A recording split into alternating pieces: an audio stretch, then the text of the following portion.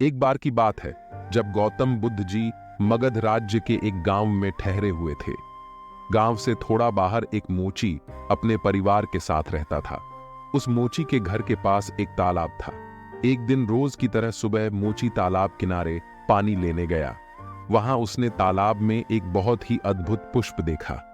वह पुष्प देखने में बहुत ही सुंदर था और चमत्कारिक भी प्रतीत हो रहा था। मोची ने तुरंत ही अपनी पत्नी को बुलाया और वह पुष्प उसे दिखाया। मोची की पत्नी आध्यात्मिक और धर्म में आस्था रखने वाली थी। वह पुष्प को देखते ही समझ गई कि जरूर कल यहां से गौतम बुद्ध जी गुजरे होंगे। उन्हीं के प्रताप से यह पुष्प खिला है।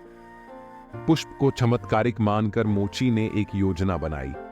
उसने अपनी योजना के बारे में पत्नी को बताया कि वह इस पुष्प को राजा को देगा और उनसे खूब सारी स्वर्ण मुद्राएं लेगा।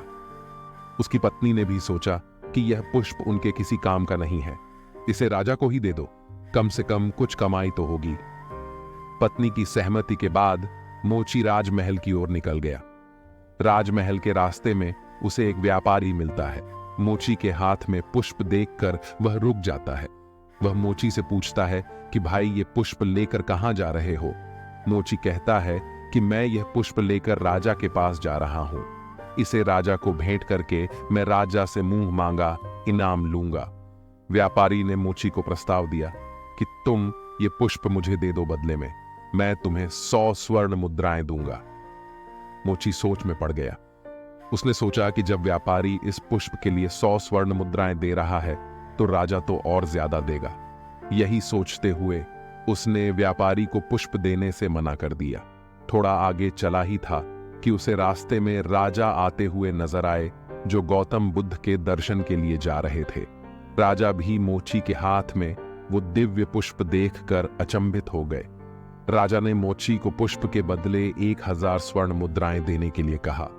यह सुनते ही मोची के मन में एक अजीब सी चेतना आई और वह राजा को पुष्प न देकर दौड़ता हुआ सीधे महात्मा बुद्ध के पास जा पहुंचा।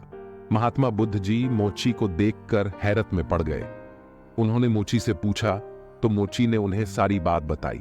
इसके बाद मोची ने वह पुष्प महात्मा गौतम बुद्ध के चरणों में अर्पित किया और उनसे कहा कि पहले तो मेरे मन में पुष्प को देखकर लालच आ गया था, लेकिन अब मैं समझ गया हूं कि जिसकी छाया पड़ने से ही एक पुष्प इतना दिव्य हो गया हो, अगर उसकी शरण में मैं चला जाऊं तो मेरा जीवन भी धन्य हो जाएगा।